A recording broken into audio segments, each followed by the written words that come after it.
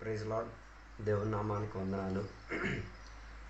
దేవుడు మనల్ని ఇంతవరకు సహాయపరిచి విడిపించినందుకు దేవుని యొక్క కృపలో నడిచి తీరడానికి దేవుడు వాత్సల్యాన్ని దయచేసిన దేవునికి స్తోత్రం. ఈరోజు దేవుని యొక్క వాక్య భాగంలో నుంచి మనం నేర్చుకోవడానికి ప్రయత్నం చేసే విషయం సువార్త గురించి. బైబిల్ సువార్త గురించి ఏం చెప్తున్నదో, దేవుని యొక్క వాక్య గ్రంథములో సువార్తలు 4 ఉన్నాయి.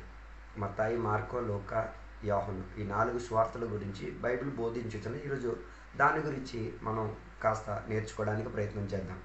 వాక్య భాగాలు మనం చూద్దాం. మత్తాయి సువార్తలకు పుస్తకం 4వ అధ్యాయం 18వ వచనం నుంచి 22వ వచనం వరకు. లూకా సువార్తలకు పుస్తకం 5వ అధ్యాయం 27వ వచనం నుంచి 31వ వచనం వరకు. లూకా సువార్తలకు పుస్తకం 1వ అధ్యాయం 1వ వచనం నుంచి 4వ వచనం వరకు. యోహాను సువార్తలకు పుస్తకం 1వ అధ్యాయం 35వ వచనం నుంచి 51వ వచనం వరకు. అదే రీతిగా యోహాను సువార్తలకు పుస్తకం 20వ అధ్యాయం 30వ వచనం నుంచి 31వ వచనం వరకు. ఇక్కడ సువార్తకు ఉన్న ప్రాధాన్యతల గురించి, సువార్త ఏంటి అన్న విషయం గురించి రాయబడినట్టుగా మనకి కనబడుతున్నది. అయితే ఈరోజు మనం నేర్చుకోవడానికి వెళ్ళే దాంట్లో సువార్త రాసిన రచయితల గురించి, ఎవరు సువార్తను రాశారో వారి గురించి కాస్త మనం నేర్చుకుందాం. తర్వాత సువార్తలో ఉన్న ప్రాధాన్యత కలిగిన విషయాల గురించి మనం నేర్చుకుందాం. ఇంకా సువార్తలో మనం నేర్చుకోవాల్సిన ప్రాధాన్యత కలిగినది ఏంటిదంటే యేసుక్రీస్తు వారికి కలిగిన దివ్యత్వాన్ని గురించి, అది నమ్మి తీరడానికి ఉన్న ప్రాధాన్యత ఏంటిది అన్న విషయం గురించి సువార్తలో మనం చూసుకు తీరొచ్చు. ఇవన్నీ మనం చదువుకోవడం వలన దేవుని యొక్క వాక్యములో బలపడేటట్టుగా ఉన్న ఒక విశ్వాసిగా, నమ్మకస్తుడిగా జీవించి తీరడానికి సహాయపడి తీరగలుగుతుంది. అయితే సువార్తలో అతి ప్రాధాన్యత కలిగినది యేసయ్య జీవితం గురించి, లేకపోతే భూమిలో భౌతిక జీవితం, యేసయ్య భూమిలో జీవించిన జీవిత విధానం గురించి 4 సువార్తలు పర్టికులర్గా లేకపోతే శ్రేష్టముగా చెప్తున్నట్టుగా మనకి కనిపిస్తున్నది. ఈ 4 సువార్తలు కూడా 4 రచయితల ద్వారా రాయబడినట్టుగా మనకి ఈ అధ్యాయాలు చదివినప్పుడు మనకి కనిపించి తీరుతున్నది. అయితే ఈ 4 సువార్తలు రాయడానికి ఉన్న కారణం ఏంటిది, లేకపోతే అది నేర్చుకోవడానికి ఉన్న అవసరం ఏంటిది, ఆ విషయం గురించి ఈరోజు మనం నేర్చుకోవడానికి ప్రయత్నం చేద్దాం. అయితే సువార్తలు రాసిన రచయితలు ఎందుకు రాశారు దాని గురించి మనం చూసుకుందాం. మొదటిగా మత్తాయి సువార్త గురించి మనం చూసుకుందాం. మత్తాయి సువార్తను రాసిన వాడు లేవి అని చెప్పినవాడు. ఎవరు? అలిఫోస్ కుమారుడైన లేవి రాసినట్టుగా మనకి బైబిల్ సూచించున్నది. మత్తాయి సువార్త లేవి అన్నాడు రాసినప్పుడు ఆయన సుంకరిగా పనిచేస్తున్న, ఆయన వృత్తి సుంకరిగా పనిచేస్తున్నట్టుగా బైబిల్ మనకి బోధిస్తున్నది. ఆయన 12 అపోస్తులలో లేకపోతే 12 మంది శిష్యుల మధ్య ఒకడుగా బైబిల్ మనకి మత్తాయి సువార్తలకు పుస్తకం 10వ అధ్యాయం 3వ వచనము, మార్కు సువార్తలకు పుస్తకం 3వ అధ్యాయం 18వ వచనము, లూకా సువార్తలకు పుస్తకం 6వ అధ్యాయం 15వ వచనాలు చదివినప్పుడు యేసయ్య శిష్యులలో ఒకడు అని బోధించుచున్నట్టుగా మనకే కనిపిస్తున్నది. అయితే మత్తాయి అని చెప్పిన, లేకపోతే లేవి అని చెప్పుచున్న, మత్తాయి అని చెప్పుచున్న ఈయన కపర్నహూం అన్న నగరానికి చెందినట్టుగా, లేకపోతే కపర్నహూములో నివాసిగా ఉండనట్టుగా బైబిల్ చెప్పుచున్నది. అయితే ఆయన వృత్తి నేను చెప్పాను. ఆయన చేసిన పని సుంకరిగా అందరి దగ్గర ఏం చేసుకునేవాడు, డబ్బులను ఆదాయం చేసుకునే ఒక పనిలో ఉండేవాడు. అయితే గొప్ప విషయం ఏంటిది అంటే తనకున్న ఉద్యోగ తరగతిలో ఆయన ఏం చేసుకునేవాడు, పన్నుల వసూలు చేసుకొని బతుకుతూ ఉండేటట్టుగా మనకి బైబిల్ సూచించున్నది.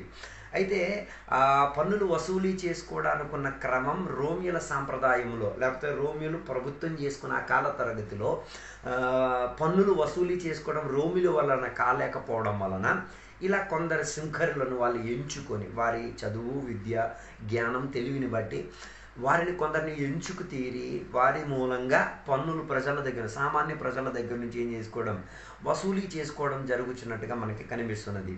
అయితే గొప్ప విషయం ఏంటిదంటే పన్నులు వసూలు చేయడం వలన ఆ కాలంలో ఉన్న యూదులకు ఏమయ్యేది కాదు, నచ్చేది కాదు. సుంకరులన్న ఆ వృత్తిలో ఉన్న ప్రజలు వారికి నచ్చేవారు కాదు. కారణం ఏంటిదంటే వారు రోమియోలకి అనుచారులుగా ఉండడం, రోమియోలకి సహకారిగా ఉండడం అన్నది యూదులకు అధికంగా ఏం చేసేది కాదు, నచ్చేది కాదు. రెండోదిగా వారు పన్ను వసూలు చేసుకోవడం, ప్రజల దగ్గర నుంచి తీసుకోవడం, రోమియోలకు ఇచ్చుకు తీరడం యూదులకు ఏ రీతిగా అదేం చేసేది కాదు, నచ్చేది కాదు. దాని వలన యూదులు వారిని అధికంగా ద్వేషించేవారు. అయితే ఆ పద్ధతుల్లో ద్వేషించిన ప్రణాళికలో అధికంగా మనకి కనిపిస్తున్నది యూదులు అధికంగా పాపులను అదే రీతిగా సుంకరులను కించపరిచే స్థాయిగా, లేకపోతే అతి తక్కువగా చూసుకునేటట్టుగా మన కాల తరగతిలో ఏ రీతిగా కులం వ్యవస్థితి ఉందో తక్కువ కులస్తులను ఎక్కువ కులస్తులు ఏం చేయరు, చేర్చుకోవడం కానీ అంగీకరించడం కానీ ఉండదు. కానీ ఆ కాల తరగతిలో యూదులు అధికంగా ఏం చేసుకునేవారంటే సుంకరిగలుగా ఉన్నవారిని, పాపులుగా ఉన్నవారిని, అదే బైబిల్లో మనకి బోల్డు చోట్ల మనకే కనుభవిస్తున్నది సుంకరులను పాపులను యేసయ్య చేర్చుకుంటున్నాడు అన్న విషయం గురించి యూదులకు అధికంగా ఏం కలిగేది, వేదన కలిగేటట్టుగా, లేకపోతే వారి యొక్క నిరుత్సాహాన్ని ప్రోత్సహించేటట్టుగా మనకు అక్కడ కనబడుతున్నది.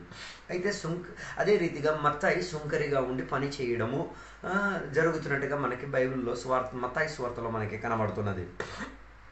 అయితే ఒకసారి యేసయ్య అలా దాటుకు వెళ్తున్న సందర్భముగా మత్తాయి ఉద్యోగం చేస్తూ పన్నులు వసూలు చేసుకుంటూ రాసుకుంటున్న సందర్భమున యేసయ్య ఆయనని పిలిచి తన శిష్యునిగా వెంబడించమని చెప్పిన చర్య మత్తాయి సువార్తల ఒక పుస్తకం 9వ అధ్యాయం 9వ వచనం నుంచి 13వ వచనం వరకు మనకు అక్కడ కనబడుతున్నది. తర్వాత మార్కు సువార్తల ఒక పుస్తకం 2వ అధ్యాయం 14వ వచనం నుంచి 17వ వచనం వరకు, లూకా సువార్తల ఒక పుస్తకం 5వ అధ్యాయం 27వ వచనం నుంచి 32వ వచనం వరకు మనకు అక్కడ కనబడుతున్నది. ఆయన పని చేస్తూ ఉన్న సందర్భంగా యేసు ఆయనని వెంబడించుకు తీరడం అని చెప్పిన ఆ ప్రణాళికలో ఆయన పనిని విడిచిపెట్టి ఆయన వృత్తిని వదిలేసుకుని యేసయ్యను ఏం చేసుకున్నాడు, వెంబడించేటట్టుగా మనకి కనబడుతున్నది.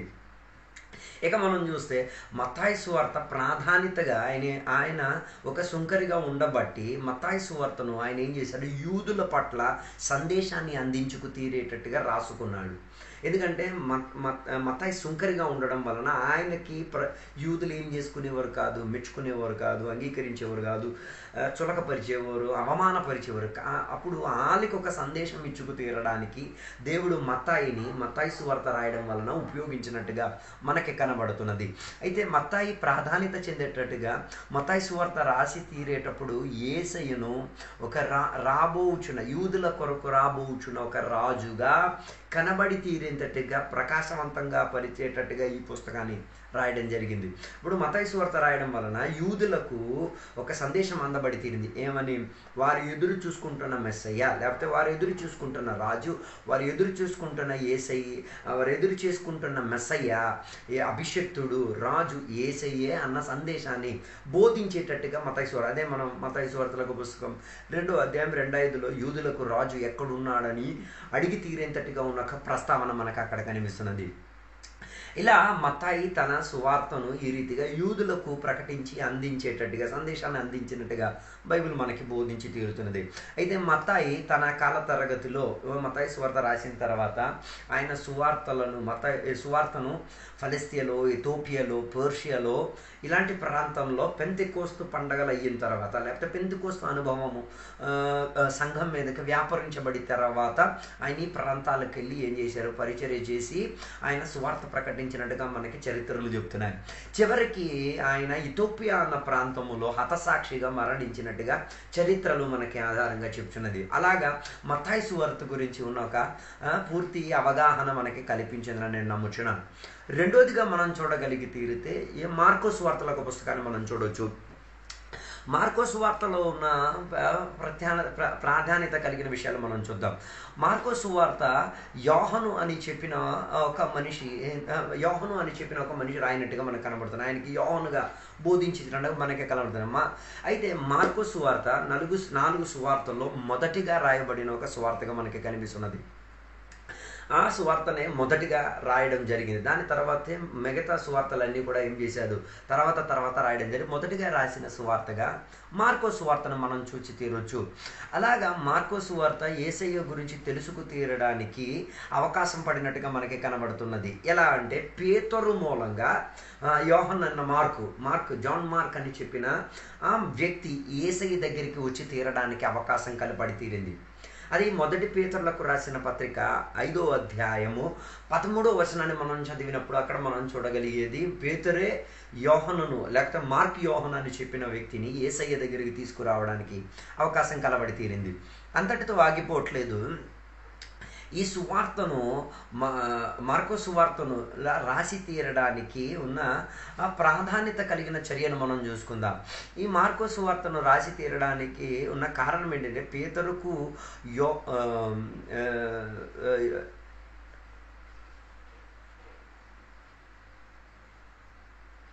పేతురు మార్క్ యోహానును పిలవడం వలన ఏం జరిగింది అంటే ఆయన అధికంగా యేసయ్యను తెలుసుకు తీరడానికి, యేసయ్యతో వెంబడించుకు తీరడానికి ఉన్న ప్రణాళిక అధికంగా ఆయనను ఏం చేసింది, సహాయపడి తీరింది. ఈ మార్కు అని చెప్పిన ఈ వ్యక్తియే పౌలుతో మొదటి మిషనరీ ప్రయాణములో బయలుదేరినట్టుగా మనకి కనబడుతున్నది. ఆయన పౌలుకు స్నేహితుడుగా అపోస్తల క్రియ 12వ అధ్యాయం 25వ వచనము, అపోస్తల క్రియ 13వ అధ్యాయం 14వ వచనము, అపోస్తల క్రియ 15వ అధ్యాయం 35 నుంచి 38వ వచనాలు మనం చదివినప్పుడు మొదటి మిషనరీ దండయాత్రలో జాన్ మార్క్ కూడా ఉన్నట్టుగా మార్కోసు వార్త రాసిన మార్కోసు వార్తను మన చేతికి అందించిన జాన్ మార్క్ కూడా ఎవరితో బర్నబాతో కలిసి మొదటి ప్రయాణంలో వెళ్ళినట్టుగా మనకి కనబడుతున్నది. అయితే ఈ జాన్ మార్క్ అని చెప్పిన ఈ మనిషి బర్నబాకు సహోదరుడిగా కొలొస్సె పత్రిక 4వ అధ్యాయం 10వ వచనం మనకి చెప్తున్నది. ఇలాగా మార్కొసు వార్తలో ఉన్న సందేశం మనకి ప్రాధాన్యత కలిగేటట్టుగా మనం చూడగలిగితే యేసయ్యను ఒక సేవకుడిగా, ఒక పనివాడిగా గుర్తించుకొని మనకి చూపించుచున్నట్టుగా కనబడుతున్నది. అయితే ఆ పనివాడు దేవునికి పనికొచ్చే పాత్రునిగా ఉపయోగింపబడుతున్నట్టుగా మార్కొసు వార్త మనకి సందేశాన్ని ఇచ్చినట్టుగా మనకి కనబడుతున్నది. ఆయన పూర్తిగా దేవునికి పరిచర్య చేసిన పరిచారకుడిగా, పనివాడిగా, పంపబడిన వాడిగా మార్కొసు వార్త మనకి యేసయ్య గురించి మనకి కనిపిస్తున్నది. అయితే ఈ మార్కొసు వార్తను ఎవరి కోసం, రోమిల కొరకు రాయడం జరిగింది.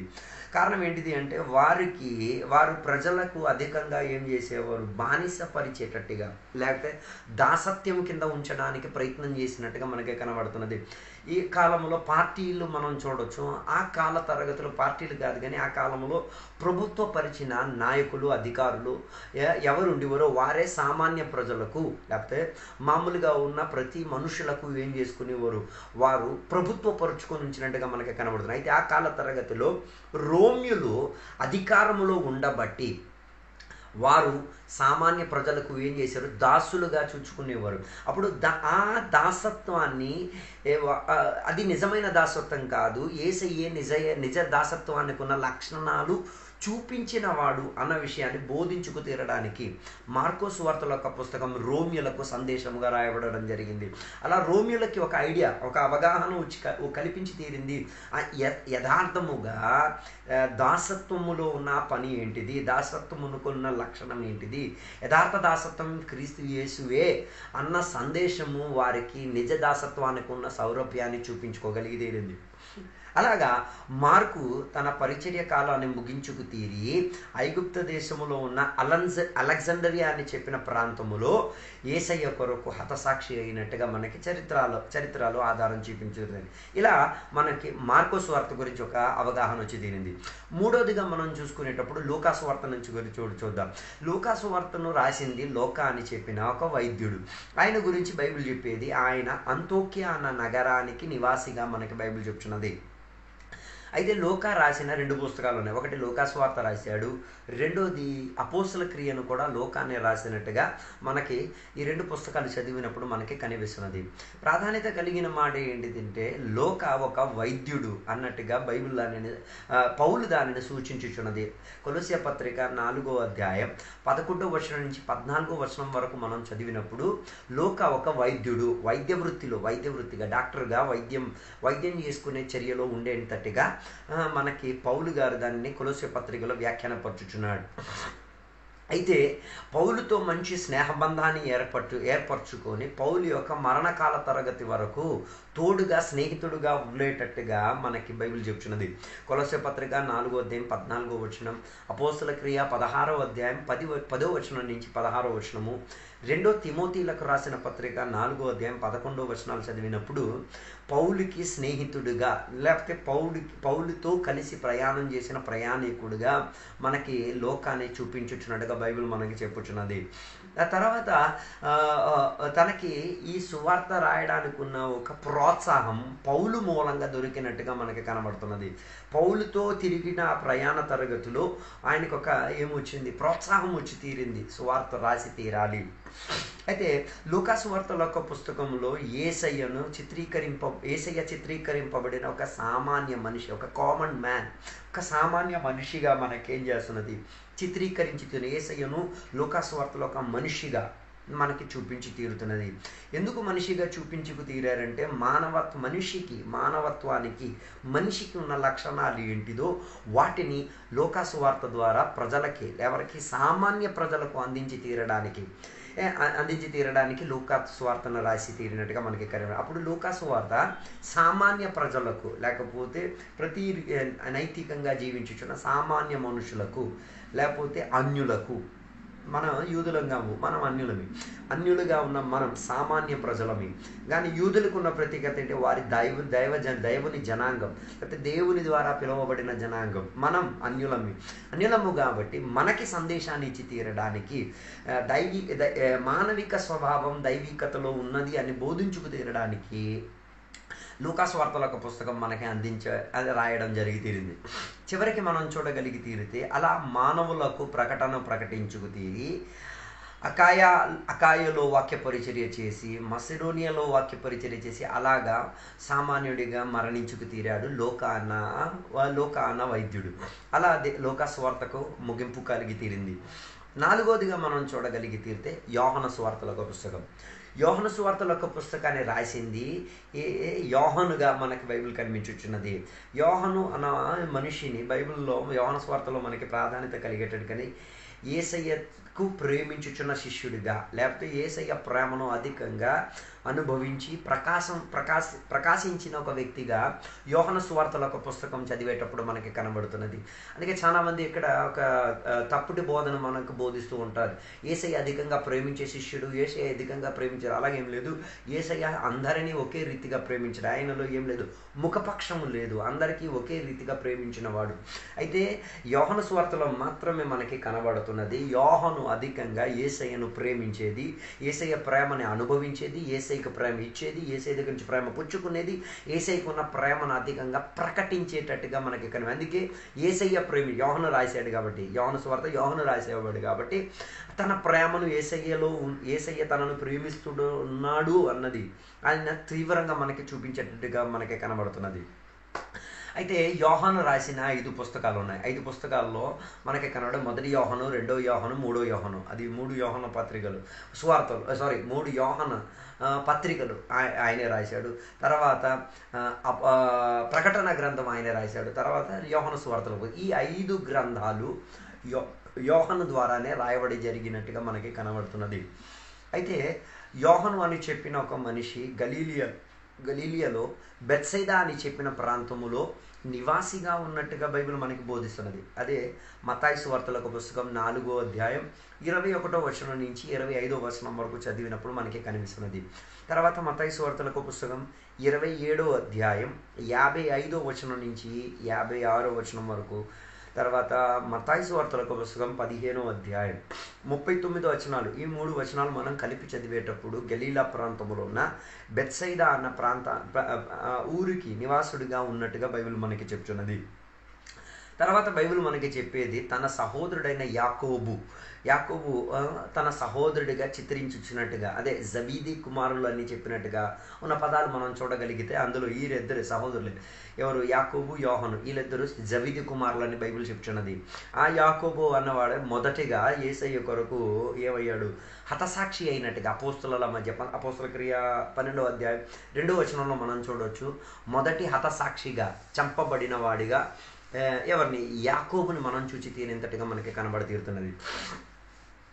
అయితే ఈ యోహాను సువార్తను యోహాను అన్న మనిషిని యేసయ్య దగ్గరికి పిలుచుకు తీరడానికి, గలీలీలో పిలుచుకు తీరడానికి సీమోను, ఆంద్రియలు వారు వల కడుగుతూ ఉన్న సమయంలో, లేకపోతే వలలో పని చేస్తూ ఉన్నప్పుడు, లేకపోతే సముద్ర తీరమున పని చేస్తూ ఉన్న సందర్భమున, వలలో కడుగుతూ ఉన్న సందర్భంలో యేసయ్య వారి దగ్గరికి వచ్చి వెంబడించమని చెప్పినప్పుడు ఆ ఆహ్వానానికి విని ఆ పిలుపులోకి విధేయత కలిగి యేసయ్యకు శిష్యులుగా మారితీరారు.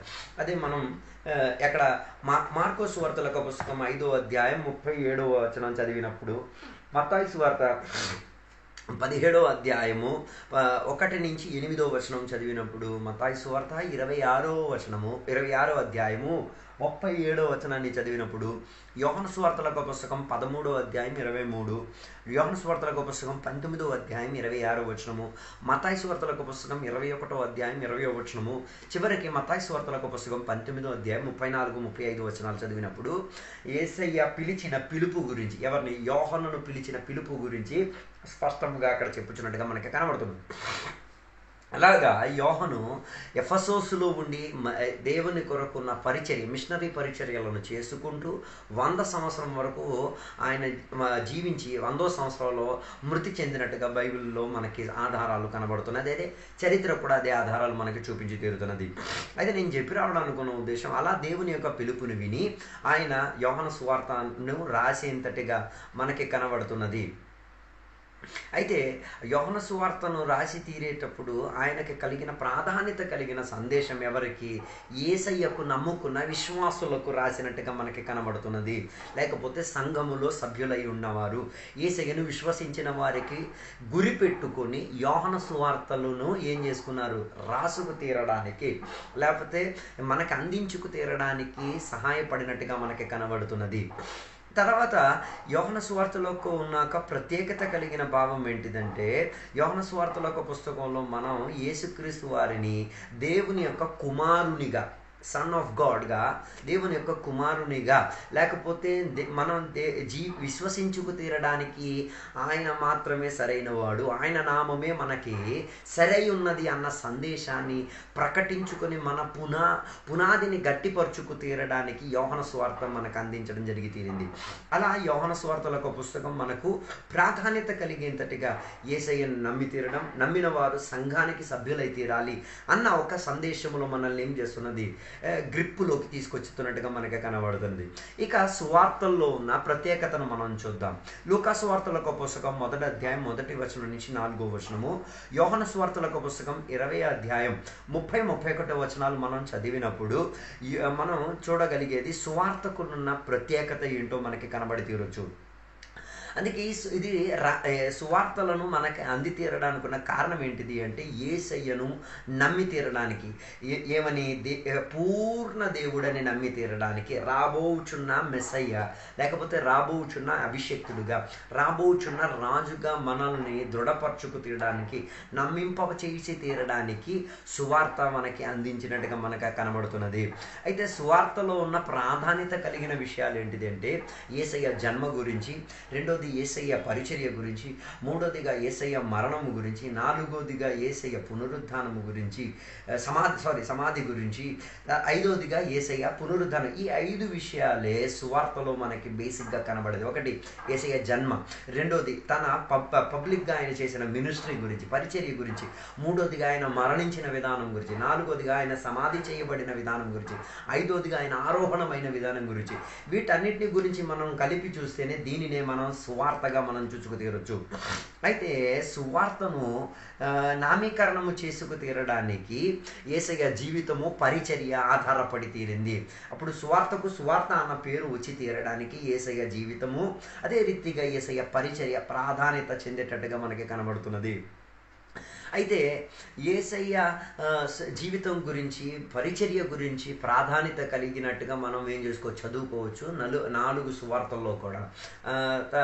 అలా చదువుట వలన అది మనల్ని యేసయ్యనే నమ్మి తీరేంతటిగా సహాయపడి తీరుతున్నది. ఇంకా సువార్తలన్నీ కూడా రాసిన రచయితలు వారి సొంత బుద్ధితో రాసుకునేది కాదు, వారి అనుభవాన్ని ప్రకాశించడం, అంటే యేసయ్యతో ఉన్న అనుభవం, శిష్యులతో ఉన్న అనుభవాన్ని ప్రకటించేంతటిగా, experience, basis of the experience, వారి ఎక్స్పీరియన్స్ని ప్రోత్సాహపరిచేటట్టుగా ఈ పత్రికలు, 4 పత్రికలు రాయడం జరిగి తీరింది. తర్వాత వారు ఈ సువార్తలను రాసి తీరేంతట్టు కొందరు కొన్ని జీవిత అనుభవాలను మాత్రం కొందరు రాశారు, కొందరు కొన్ని అనుభవాలను రాయలేదు. ఆ రీతిగా కొందరు కొన్ని అనుభవాలను రాశారు, కొందరు రాయలేదు. ఆ రీతిగా విభజన మనకే కనబడుతున్నది. కొన్నిట్లో మనకి కొన్ని అనుభవాలు కనబడుతున్నాయి, కొన్నిట్లో మనకి కొన్ని కనబడట్లేదు, కొన్నిట్లో కొన్ని అనుభవాలు మనకి అతి తక్కువగా కనబడితే, కొన్నిట్లో అతి ఎక్కువగా. అది వారి ఎక్స్పీరియన్స్, వారి అనుభవాన్ని బట్టి వారు 4 సువార్త 4 రచయితలు 4 రీతిగా రాసినట్టుగా మనకి కనబడుతున్నది.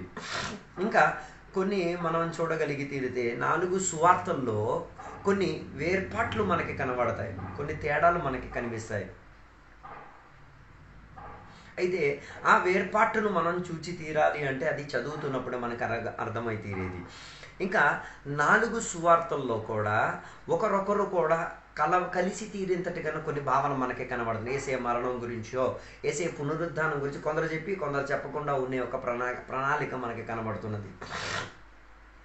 తర్వాత యేసయ్య విడుదల విమోచన ఇచ్చుకు తీరడానికి యేసయ్య చేసిన పని లేకపోతే పరిచర్య యేసయ్య మరణ పునరుద్ధానానికి ఆధారపడి ఉన్నది.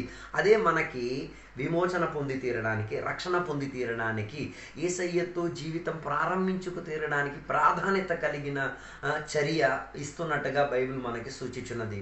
అందులో మనకి చూడగలిగేది యేసయ్య మరణము, యేసయ్య పునరుద్ధానం. ఇది అధికంగా ప్రాధాన్యత కలిగినట్టుగా మనకి కనబడుతున్నది. ఇక మనం చూద్దాం 4 సువార్తలు రాసిన విధానములో నలుగురిని దేవుడు ఉపయోగించినట్టుగా మనకి కనబడుతున్నది. అయితే మొదటిగా మనం మత్తయి సువార్తలను మనం చూద్దాం. మత్తయి సువార్త యూదులకు ఆధారం చేసుకొని రాసినట్టుగా మనకి కనబడుతున్నది. యూదులను ఆధారం చేసుకొని రాయడానికి ఉన్న కారణం ఏంటిది అంటే, యూదులు యేసయ్యను ఏం చేసుకునేవారు కాదు, నమ్ముకునేవారు కాదు. కానీ వారి నమ్మకములో యేసయ్యను నమ్ముకోవడంలో నమ్మకాన్ని పోకుండా ఉండే ఉన్న చర్యలో వారు విశ్వసించేవారు ఏమని, యేసయ్య కాదు మెస్సయ్య వస్తాడని, మెస్సయ్య వారిని విడిపిస్తాడని, ఆయన దావీదు కుమారునిలో వస్తాడని పాత నిబంధనలో ఉన్న గ్రంథాలను, పాత ఉడంబడికలో ఉన్న గ్రంథాలను ఆధారం చేసుకొని వారేం చేసుకునేవారు, ఆసక్తి చెంది వారు నిరీక్షణ పెట్టుకునేవారు. ఏమని, మెస్సయ్య వస్తాడు, వారిని విడిపిస్తారు, వారికి సహాయకుడిగా ఉంటారు అన్నదానిని వారు అధికంగా నమ్మారు. కానీ యేసయ్య వచ్చింది వారు నమ్ముకు తీరేంతట్టుగా ఉన్న ప్రవణతలు వారికి కనబడలేదు. అందుకే మత్తయి సువార్త రాసి ఎవరికి, యూదుల సమాజానికి, యూదులుగా ఉన్న వారికి ఏమై తీరింది, యేసయ్యే మెస్సయ్య అని బోధించుకు తీరడానికి గ్రంథాన్ని రాయబడి తీరింది. అయితే సుమారుగా 29 వాక్యాలు మనకి పాత నిబంధన గ్రంథంలో మనకి కనబడుతున్నది. ఆ 29 వాక్యాలు కూడా యేసయ్య దేవుని యొక్క యేసయ్య మెస్సయ్యని, యేసయ్య దావీదు కుమారుడని అన్న సందేశాన్ని ప్రకటింపబడుతున్న చర్యలు మనకి కనబడుతున్నది. రెండవదిగా యూదులు యేసయ్య దావీదు వంశావళిలోని ఒకడు జన్మించుకు తీరేదే రాజుగా ఉంటాడని వారి యొక్క నిరీక్షణ ఉండి తీరేది. అందుకే వారు యేసయ్యను రాజుగా అంగీకరించలేదు, కానీ వారు అనుకునేవారు, వారి యొక్క నమ్మకములో, వారి యొక్క నిరీక్షణలో ఈ రీతిగా ఉండేది, దావీదు కుమారంలో లేకపోతే దావీదు వంశావళిలో దావీదు సింహాసనము యేసుకు తీరడానికి ఎవరు రాజుగా వస్తాడు, మెస్సయ్యగా వస్తాడు. కానీ వాళ్ళు నమ్ముకోలేకపోయారు, వచ్చిన యేసయ్య ఆయన అని వాళ్ళు అంగీకరించలేకపోయేవారు. అందుకే వారికి సందేశాన్ని ఇచ్చుకు తీరడానికి మత్తయి సువార్తను రాసి తీరేంతటిగా కనబడుతున్నది. అందుకే మత్తయి సువార్త మొత్తం చదివినప్పుడు యేసయ్య ఒక రాజుగా, రాజ్యాన్ని పరిపాలించేవాడిగా, ఒక అధికారం చెందినవాడిగా అనేక సందర్భాల్లో మనకి కనబడుతున్నాయి. మత్తయి సువార్త 2వ అధ్యాయం 2వ వచనము, మత్తయి సువార్త 2వ అధ్యాయం 6వ వచనము, మత్తయి సువార్త 2వ అధ్యాయం 25వ వచనము, అదే 25వ అధ్యాయం 31వ వచనం నుంచి 34వ వచనము, మత్తయి సువార్త 27వ అధ్యాయం 35 నుంచి 37వ వచనాలు చదివినప్పుడు యేసయ్య రాజుగా ఉన్న పాత్రలు వహించిన చర్యలు బోల్డ్ ఉన్నాయి. వాటి గురించి మనం అక్కడ చదివి తీరొచ్చు. అప్పుడు యూదులకు మత్తయి సువార్తను రాయడం జరిగింది. యేసయ్య రాజుగా ఉన్నట్టుగా ఉన్న చిత్రీకరణ మనకి మత్తయి సువార్తలో కనబడుతుంది. రెండోదిగా మార్కో సువార్తలకు మనం వద్దాం. మార్కో సువార్తను మనం చూడగలిగి తీరితే అందులో మనకి ప్రాధాన్యత కలిగేటట్టుగా కనబడేది మార్కు రోమ్యులకు ఈ సందేశాన్ని రాసినట్టుగా మనకి కనబడుతున్నది. రోమ్యులు అధికంగా ప్రయాసపడిన వాళ్ళు, రోమ్యులు అధికంగా విధాయత కలిగిన వారు, రోమ్యులు అధికంగా సమాజానికి మేలు కోరడానికి ప్రయత్నం చేసుకునేవారు. కానీ వారి యొక్క ప్రయత్నము ప్రయాసములు వారు రోమియోలు ఏం చేసుకునేవారు, సామాన్య ప్రజలపైన అధికంగా దాడులు చేసుకునేవారు. అందుకే ఈ మార్కో సువార్త ద్వారా ఒక దాసుని లక్షణం ఏంటిది, దాసుడుకున్న శ్రేష్టత ఏంటిది అన్నది చిత్రీకరించుకు తీరడానికి మార్కో సువార్త రాయబడి ఉంది. అందుకే మార్కో సువార్తలో యేసయ్య ఒక దాసుడుగా వచ్చి ప్రయాసపడింది, పని చేసింది, ఇవన్నిటిని కూడా చిత్రీకరించి తీరేంతటిగా ఉన్న భావన మనకి మార్కో సువార్తలో మనకి కనబడుతున్నది. కానీ గొప్ప విషయం ఏంటిది అంటే మార్కో సువార్తలో యేసయ్య జన్మ విషయం గురించి కానీ తన కుటుంబ తరగతి గురించి మనకి ఏ సందేశం మనకి కనబడదు. కేవలం మనకి అక్కడ కనబడేది యేసయ్య పరిచర్యలో ఉన్న ప్రాధాన్యత కలిగిన చర్యలే మనకు అధికంగా కనబడుతున్నది. ఇక యేసయ్య ఒక సేవకునిగా దైవ చిత్తాన్ని నెరవేర్చి భూమిలో జీవించుకున్నాడు అన్న ఒక సందేశం మనకి మార్కో సువార్త 10వ అధ్యాయం 45వ వచనం చదివేటప్పుడు, మార్కో సువార్త 10వ అధ్యాయం 45వ వచనం చదివేటప్పుడు మనకి కనబడుతున్నది. దేవుని యొక్క చిత్త నెరవేరింపు కొరకు ఒక దాసునిగా ఆయన పనిచేశాడు. భూమిలో ఒక దాసునిగా దాసత్యం అన్న కాడిని మోసుకు తీరి ఆయన లోకానికి సందేశం ఇచ్చి తీరాడు. ఆయన ఒక మంచి దాసుడు, ఆయన ఒక మంచి పనివాడు అన్న లక్షణం చూపించి తీరేంతటిగా మార్కో సువార్త మనకి చూపించి తీరుతున్నది. మూడోదిగా మనం చూడగలిగి తీరితే లూకాసు వార్త. లూకాసు వార్త నేను ఇందాకే చెప్పాను, అది సామాన్య ప్రజలకు లేకపోతే అన్యులకు రాయబడినది, లేకపోతే యూదులు కాకుండా ఉన్న వాళ్ళకి రాయబడిన ఒక పుస్తకముగా సందేశముగా మనకి కనబడుతున్నది. సాధారణపు రీతిగా అన్యులుగా ఉన్నవారు వారు చూస్తే వారు చాలా ఫిలాసఫర్స్గా చింతించుచున్నవారుగా వివేకముతో ఉపయోగించిన వారుగా మనకి చిత్రీకరించుచున్నట్టుగా మనకి కనబడుతున్నది. వారు చాలా సాంప్రదాయపరులంగా జీవించిన ప్రజలు. అయితే వారి అన్యులు కాబట్టి, అన్యులుగా ఉన్న మనం అన్యులం కాబట్టి ఇప్పుడు కూడా అన్యులుగా జీవించిన వారికి సాంప్రదాయాలు ఉన్నాయి, వారికి ఉన్న ప్రత్యేకత కట్టుబాట్లు ఉన్నాయి, వారికి ఉన్న కల్చర్ విధానం అన్నీ వేరే వేరేగా ఉన్నాయి. అదే రీతిగా వారికి సందేశాన్ని అందించుకు తీరడానికి లూకాసు వార్త మనకి రాయడం, లూకా ద్వారా రాసి తీరడానికి మనకి కనబడుతున్నది. అప్పుడు లూకాసు వార్తలో యేసయ్య పూర్ణ పురుషుడిగా, కంప్లీట్ మ్యాన్గా, అదే లూకాసు వార్తల పుస్తకం 2వ అధ్యాయం 52వ వచనాన్ని చదివినప్పుడు ఆయన పూర్తి మానవునిగా ఉన్న లక్షణాలు మనకు అక్కడ కనబడుతున్నది. ఇంకొక విషయం మనం చూడగలిగి తీరితే సామాన్య ప్రజలు చాలా పద్ధతి కలిగిన వారు, సామాన్య ప్రజలు సాంప్రదాయానికి అధిక ప్రాధాన్యత ఇచ్చిన వారు. అయితే వారి మధ్యలో వాటికన్నా విలువ చెందేది మానవత్వమే, మనుష్యుల స్వభావమే, మనిషిగా జీవించుకు తీరడమే అనే సందేశాన్ని అందించుకు తీరడానికి లూకాసు వార్త మనకి అందించబడి తీరేంతటిగా మనకి కనబడుతున్నది. అయితే లూకాసు వార్తలో మనకి కనబడేది యేసయ్య మనిషిగా ఈ భూమిలో ఏం చేశాడు, జన్మించుకు తీరాడు. మనిషిగా ఆయన ఏం చేశాడు, జీవించి తీరి మనిషిగా ఆయన ఏం చేసుకు తీరాడు, పాప నివారణ చేసుకు తీరాడు, పాపానికి ముగింపునిచ్చుకు తీరాడు. అది మానవుడిగానే చేసి ఆయన ఏం చేసుకున్నాడు, తన జీవిత చర్యను ముగించుకు తీరాడు అన్న సందేశం మనకి కనబడుతున్నది. ఇంకొక మాదిరిలో మనం చూస్తే యేసయ్య తన అమ్మ నాన్నకు ఏమై తీరాడు, విధాయత కలిగిన వాడిగా ఆయన ఉండేంతటిగా యెరూషలేములో ఉన్న వ్యవస్థితి అనుసరించి ఏం చేసిన ధర్మశాస్త్రానికి విధేయత చెందినట్టుగా మనకి కనబడుతున్నది. అలాగా ఆయన మానవ లక్షణాలు చూపించి ఆయన చిత్రీకరించాడు. ఆయన మానవ లక్షణాల్లో మనకి ఇంకొక మాట మనకు చూడగలిగేది, గెత్సెమనీ అన్న తోటలో ఆయన వేదన చెంది ప్రార్థన చేసిన చర్య, అది ఒక మానవ లక్షణం. ఇవన్నీ కూడా యేసయ్యకున్న మానవ లక్షణాన్ని ఏం చేసింది, ప్రకటపరిచినది. అందుకే యెరూషలేములోకి వెళ్ళినప్పుడు ఆయన శాస్త్రులతో అధికారులతో వాక్య సందేశం మాట్లాడి రోజులు గడిపి తీరినట్టుగా కూడా బైబిల్ మనకి చెప్పారు. అప్పుడు దీన్ని మానవ లక్షణాలు. అయితే లూకాసు వార్త యేసయ్యను ఒక మనిషిగా, మానవునిగా చిత్రీకరించి చూడగా మనకే కనబడుతున్నది. ఇక యోహాను సువార్తలోకి మనం వద్దాం. యోహాను సువార్త రాయబడింది ఎవరిది, యేసయ్యని రక్షకునిగా అంగీకరించిన సంఘానికి సభ్యులుగా ఉన్న వారికి రాయబడినట్టుగా కనబడుతున్నది.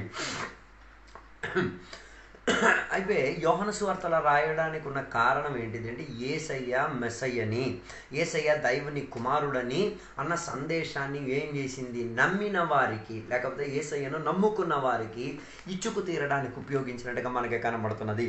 అదే యోహాను సువార్తల పుస్తకం 1వ అధ్యాయం 18వ వచనం, యోహాను సువార్తల పుస్తకం 1వ అధ్యాయం 49వ వచనం, యోహాను సువార్తల పుస్తకం 2వ అధ్యాయం 11వ వచనము, యోహాను సువార్తల పుస్తకం 3వ అధ్యాయం 6వ వచనము, యోహాను సువార్తల పుస్తకం 4వ అధ్యాయం 26వ వచనము, యోహాను సువార్తల పుస్తకం 6వ అధ్యాయం 69వ వచనము, అదే రీతిగా యోహాను సువార్తల పుస్తకం 10వ అధ్యాయం 36వ వచనము, యోహాను సువార్తల పుస్తకం 11వ అధ్యాయం 27వ వచనం. ఇవన్నీ మనం చదివినప్పుడు యేసయ్య మెస్సయ్యని, యేసయ్య దేవుని కుమారుడని అన్న భావజాలం మనకి ఎక్కడని కనిపిస్తున్నది.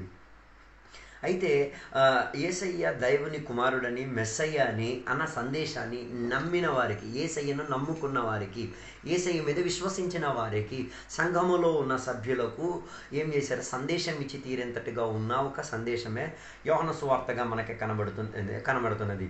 అయితే మనం ఒక విషయం మనం మనసులో ఉంచుకు తీరాలి. యోహాను సువార్తలో యేసయ్య అనేక సంఘటనలు, అద్భుతాలు, అనేక సంఘటనలను కనబడుతున్నది. మిగతా 3 సువార్తల్లో లేని అద్భుతాలు అనే సంఘటనలు మనకి ఎక్కడ యోహాను సువార్తలో మనకు అధికంగా కనబడుతుంది. అవన్నీ కూడా ప్రాధాన్యత చెందిన యేసయ్య ఉపదేశాలుగా మనకి కనబడుతున్నది. అయితే యోహాను సువార్తలో 3 విషయాలు వదలబడి ఉన్నది. ఒకటి యేసయ్య జన్మక్రమావళి గురించి, రెండోది యేసయ్య ఎదుగుదల పొందిన లేకపోతే శిశుప్రాయం నుంచి ఎదుగుదల పొందిన కాలం గురించి ఏం మనకు కనబడట్లేదు. మూడోదిగా యేసయ్య శ్రమల పాలైన విషయం గురించి, అంటే సాతాను ద్వారా శోధింపబడిన విషయం గురించి ఏమీ మనకి ఆధారాలు కనబడట్లేదు. ఇంకా ఇలాంటి ఆధారాలన్నీ కూడా మనకి యేసయ్య గురించి కొన్ని సందర్భాల్లో కనబడనట్టుగా, యోహాను సువార్తలో మనకి కనబడనట్టుగా మనకి కనిపిస్తున్నది. అలాగా ఈ 4 సువార్తలను కూడా కలిపి మనం చదివేటప్పుడు మనం అధికంగా యేసయ్యకున్న జీవిత విధానం గురించి మనకేమై తీరుతున్నది, అర్థమై తీరేంతట్టుగా ఉన్న ఒక శ్రేష్టతను మనకి చూపించేటట్టుగా మనకి కనబడుతున్నది.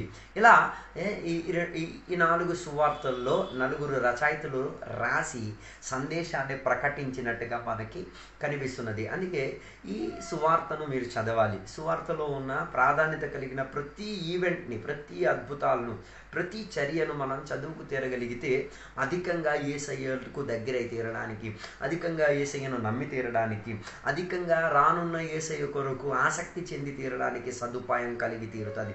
అందుకే అధికంగా యేసయ్య సువార్తను మనం చదవాలి. అది చదివితేనే మనం సువార్తను ఇతరులకు ప్రకటించుకు తీరొచ్చు. అందుకే సువార్త మూలముగానే ఒక వ్యక్తి యేసయ్యను నమ్ముకు తీరగలిగేది, సువార్త ద్వారానే ఒక మనిషి రక్షణ పొందుకోగలిగి తీరేది, సువార్త వలనే ఒక మనిషి మారు మనసు పొందుకు తీరేది, సువార్త వలనే ఒక వ్యక్తి బాప్తిసం అన్న చర్యలోకి వచ్చి తీరగలిగేది. సువార్త అన్న విషయంలో మనం ప్రాధాన్యత కలిగి తెలుసుకుంటేనే ఒక మనిషి ఆత్మశక్తి పొందుకు తీరే, పరిశుద్ధాత్మతో సహవాసం పొందుకు తీరే, పరిశుద్ధాత్మ బాప్తిసం పొందుకు తీరేంతటిగా, సహవాసములోకి వచ్చి తీరేంతటిగా, రొట్టె ఇరిచే విషయంలోకి వచ్చింది, వేర్పాటు చెందే విషయంలో, అదే రీతిగా ప్రార్థనలో ఏకీపించుకు తీరే, లేకపోతే సంఘానికి ఉన్న 7 స్తంభాల్లో ఏమై తీరేది, సహాయపడి తీరేంతటిగా సువార్త మనకు అందబడి ఉన్నది. అందుకే సువార్త మనం చదవాలి, నేర్చుకోవాలి, ప్రకటించుకో తీరాలి. దానివల్లనే ప్రతి మనిషికి ఏమై తీరొచ్చు, యేసయ్య దేవుడిగా, యేసయ్య మానవునిగా, యేసయ్య దాసునిగా, యేసయ్య దైవ కుమారునిగా ఉన్న లక్షణాలు బోధించుకు తీరి దైవత్వాన్ని, మానవత్వాన్ని ప్రజలకు బోధించుకు తీరొచ్చు. దాని కొరకు మనం ప్రయాసపడి తీరుదాం. ఈ వాక్యాల ద్వారా దేవుడు మీ అందరిని దీవించునుగాక. ప్రార్థన చేసుకుందాం. పరిశుద్ధుడ మహోన్నతుడ దేవా, నీకు వందనాలు. ఈ వాక్య సందేశము ద్వారా దేవా, నీ వాక్య లేఖనాల్లో నుంచి 4 సువార్తల గురించి నేర్పించుకు తీరడానికి కృపావాత్సల్యం దయచేసినందుకు స్తోత్రమయ్యా. ఇందులో నుంచి దేవా మేము నేర్చుకున్నాం, యేసయ్య రాజుగా ఉన్నాడు, యేసయ్య రాజుగా రాబోచున్నాడు, యేసయ్య మనిషి కుమారునిగా, యేసయ్య దైవ కుమారునిగా, యేసయ్య దేవుని యొక్క పోలికలో జీవించిన వాడిగా, ఒక దాసునిగా ఉన్నట్టుగా దేవా చిత్రీకరణ మనకి కలవగలిగి తీరింది. ఇది రోమిలకు కూడా విడుదల విడుదలే, ఇది యూదులకు కూడా విడుదలే, ఇది సామాన్య ప్రజలకు కూడా విడుదలే, ఇది దేవునికి నమ్మిన సంఘస్థులకు కూడా ఇది అందరికీ మానవులందరికీ కూడా సహాయపడినదే. దీని మూలంగా దేవా అందరూ విడుదల పొందుకు తీరాలి. దేవా ఈరోజు ఈ వాక్య సందేశాన్ని విన్న వారి కొరకు మేము ప్రార్థన చేస్తున్నాం. వారిని దీవించండి, ఆశీర్వదించండి, వారి రోగముల నుంచి వారిని విడిపించండి, వారి అనారోగ్యతల నుంచి విడిపించండి దేవా, వారి మానసిక ఒత్తిడి నుంచి వారిని విడిపించండి, వారి వేదనలోకి వెళ్ళిన వేదనలు యేసయ్య దేవా వారిని సహాయ హస్తముగా దేవా సహాయపరచండి. కొందరికి యేసయ్య ప్రకటముగా కనబడతారు, కొందరితో యేసయ్య మాట్లాడి తీరాలి. అలా గొప్ప కార్యాలు దయచేయమని కోరుచున్నాం దేవా. సహాయం దయచేసినందుకు స్తోత్రం, దీవెనలతో నింపినందుకు స్తోత్రం. యేసు నామములో అడిగి వేడుకున్న పరమ తండ్రి, ఆమేన్. Praise lord. అందరికీ వందనాలు. దేవుడు మీ అందరిని దీవించును గాక.